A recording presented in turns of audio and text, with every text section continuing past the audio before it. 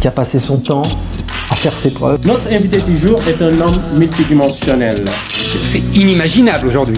Je vous présente Christine Kamchouan.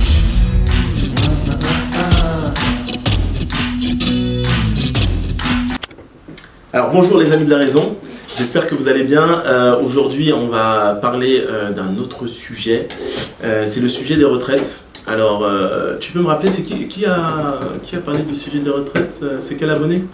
On va lui faire un chat, comment on appelle ça là? Call out? Un chat out? Non, vous connaissez pas? Gloire, tu connais pas? Un call out.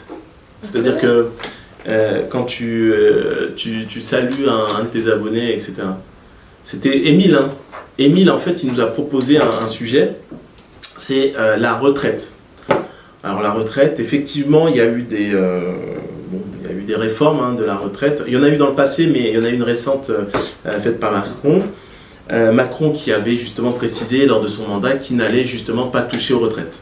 Après, comme on dit souvent, les promesses n'engagent que ceux qui les écoutent. Donc ça vaut bien un fromage sans doute, hein. Mais en fait on s'en moque de tout ça en fait. Que ça soit Macron ou quelqu'un d'autre, ce sont des réformes européennes, etc. Il faut savoir qu'on est dans un contexte économique où il est vraiment, illusoire de capitaliser sur votre retraite. Quand je dis capitaliser, c'est-à-dire que vos retraites, vous allez sûrement avoir rien du tout. Je pense qu'il vaut mieux partir de ce principe-là, ne pas compter sur vos retraites. C'est à vous, dès aujourd'hui, de construire un capital ou de construire un système de cash flow sécurisant. Alors, je m'explique. Un système de cash flow sécurisant, c'est acheter des assets. Donc, je dois se préciser qu'est-ce que c'est que des assets et des dettes. Alors, c'est quoi un asset d'après toi, Anaël ? Un apport? Alors non, un asset c'est un objet qui te génère des cash flows. Alors des cash flows ça peut être de l'argent, c'est de l'argent en fait, généralement. Donc par exemple, un exemple, un appartement que tu mets en location, ça va te générer de l'argent. Chaque mois tu vas recevoir le loyer, d'accord? D'après toi, une voiture c'est un asset ou une dette? Une dette. Une dette, pourquoi? Parce que ça va nous demander de l'argent au niveau de l'assurance, de l'essence, des places de parking. Exactement. Mais ça peut être un peu plus complexe. Si la voiture, je la mets en location, finalement, la voiture aussi, elle va me générer de l'argent, potentiellement. Ok?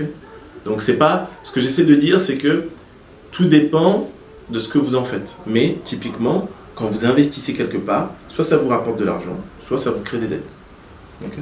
Donc ça c'est très important de faire la différence entre les deux.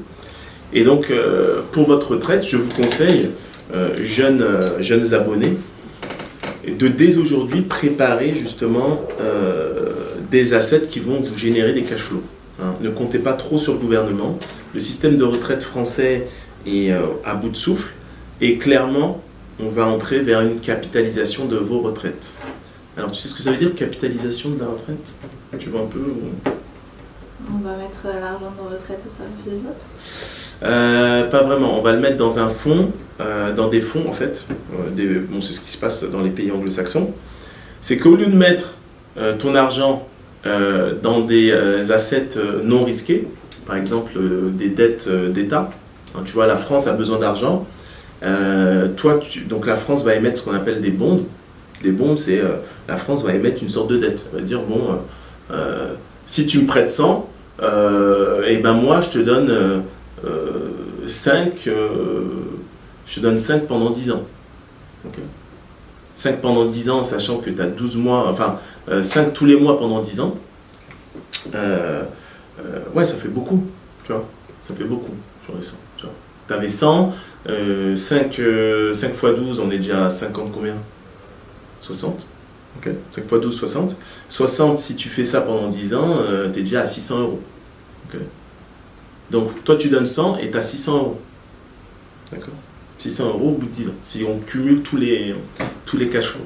Bon, donc en gros, c'est un peu exagéré, mais c'est un peu ça. Donc, le gouvernement fait ce type de propositions. Donc ça, c'est ce qu'on appelle souvent des assets les moins risqués.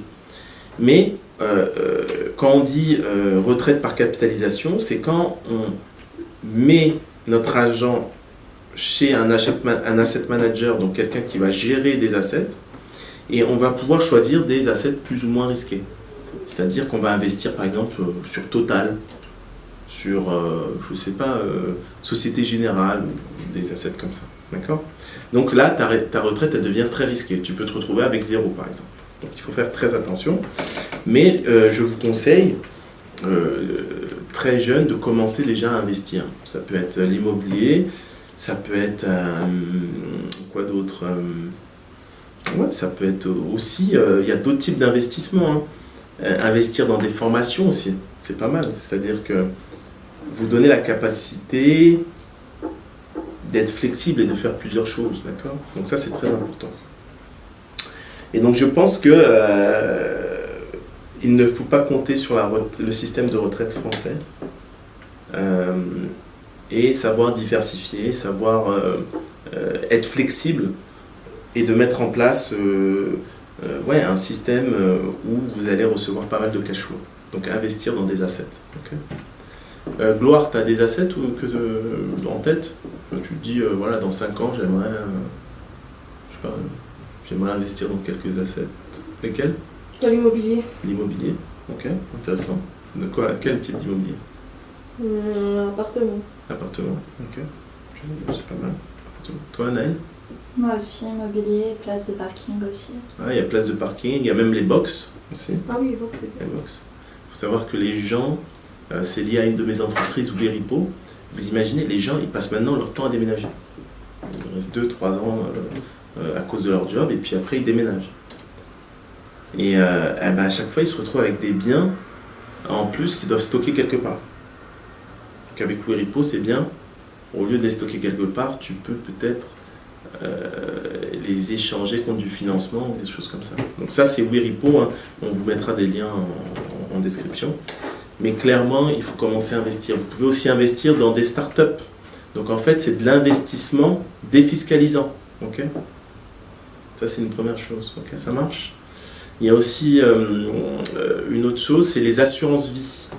Est-ce que vous savez ce que c'est ? Donc les assurances vie, c'est défiscalisé aussi. D'accord ? Mais ce qui est intéressant, c'est que vous placez, disons que vous avez 100. Vous passez 100 en assurance vie. La banque est prête à vous prêter pour 100. En ayant votre assurance vie en collatéral. Et quand la banque vous prête pour 100, vous pouvez l'investir dans de l'immobilier par exemple. Ok ? Donc ça, c'est des petites solutions, des petites choses à mettre en place. Si vous avez des questions, n'hésitez pas à nous contacter. On sera ravis de vous aider. On a des spécialistes dans chacun des domaines. Donc voilà. Ça marche ? Ok. Entre-temps, le meilleur investissement que vous pouvez faire, c'est prendre soin de votre conscience. On dit à bientôt, on se retrouve la semaine prochaine.